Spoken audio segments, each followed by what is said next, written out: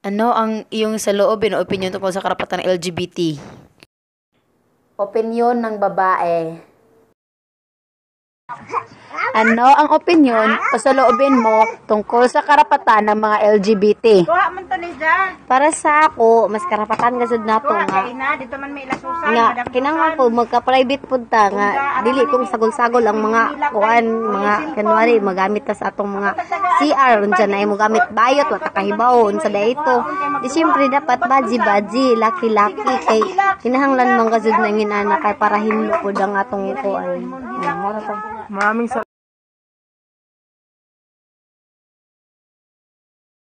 Ang saloobin o opinion mo tungkol sa karapatan ng mga LGBT? Ano ang opinion o saloobin mo tungkol sa karapatan ng mga LGBT? sabayo ta. Sa nga samboy. Sabayo to sa tomboy. Oo.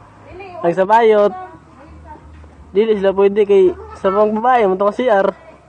So dili mo sila pwede kay magtindog, sila magkuan po, mangihi. Sud po. Depende sa uwan kung naay magpakuan transgender. Ang sa bae pod, ang sa tomboy pod, di ba sila pwede kay ay pwede sila sa kuan sa uban CR nga kanang makaingkod sila so naman po pang lalaki nga CR ka magtindog ra nato. Okay, thank you.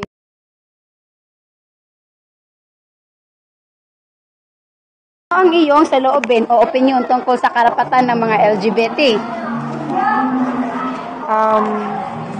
Opinion ko, Tagalog. Pwede ra ko sa Tagalog. Korean. Ano? Ang aking opinion, kasi sa panahon ngayon, marami ng kalat na mga party ng LGBT. So, kaya naitayo yung SOGI bill para sa rights sa LGBT. Pero, hindi pa rin ako sang-ayon sa mga ibang part na LGBT na sumosobra na yung na-overpower na yung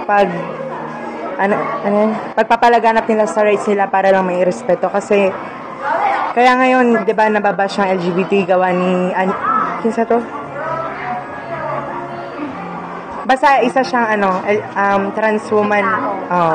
Trans woman siya, di ba? Kaila mo? Yun. Hindi sa lahat ng aspeto na ipinatupad sa LGBT or gusto nilang mangyari sa ngayon. Sige. Thank you, Kuya. So, kaya.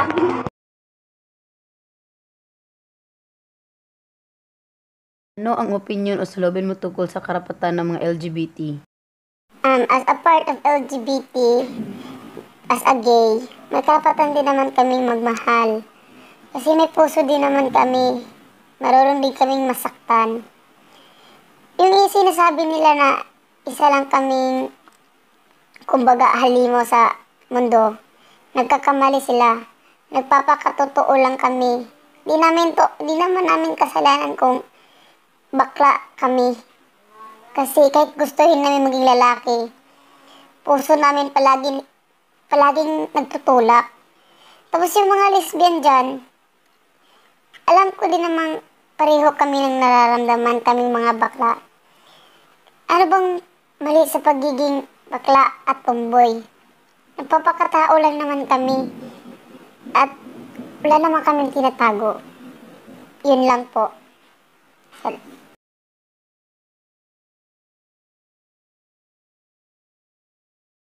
Ngayon, sa loobin o opinion tungkol sa karapatan ng mga LGBT? Opinion. Para sa akin, as isa ka negosyante, may karapatan din naman silang respetuhin. Kasi tao din naman sila. Gawa din naman sila ng Diyos. Marunong din naman silang masaktan. At syempre, may anak din akong ganun.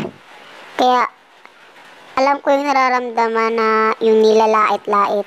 Kaya nung sa MMK, kaya tanggapin natin sila ng buong puso.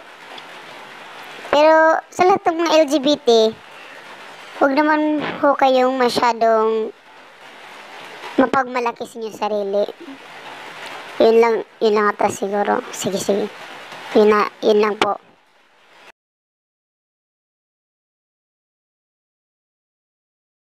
No, ang salobin at opinion mo tungkol sa karapatan ng mga LGBT.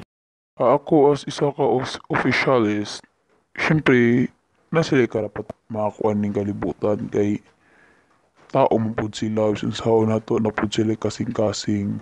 Di man nila gituyo, pero kung gusto nila respeto ato tagaan kay kung ikaw na sa ilahang kumbaga what if ano ka kung nabayot ka, di ba? Kung laki mo nila makakumbay ka, what if kung natumboy ka, makakuan ka sa ilang gagian nga dili ang ngayon magian. So, moro to, ang ngayon sila respetuhon. Sige, moro to.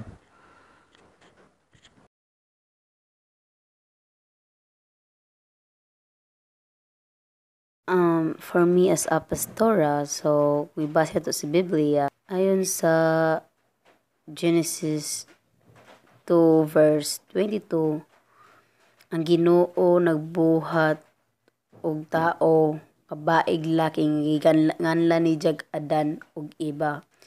So klaro man kaayo nga ang gibuhat ni Jah bae ra og laki. So kanang LGBT, yes ang ila respetuhon. Pero ang masultiran ako na sila ha. Wala sila pag-asa padu sa langit ug ana sila. Kaya wala nila ang gihimo ang Ginoo kawas sa bae ug lalaki.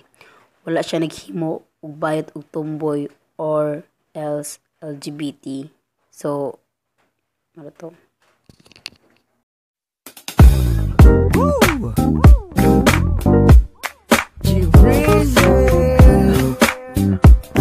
It's another one. Yeah. Binata.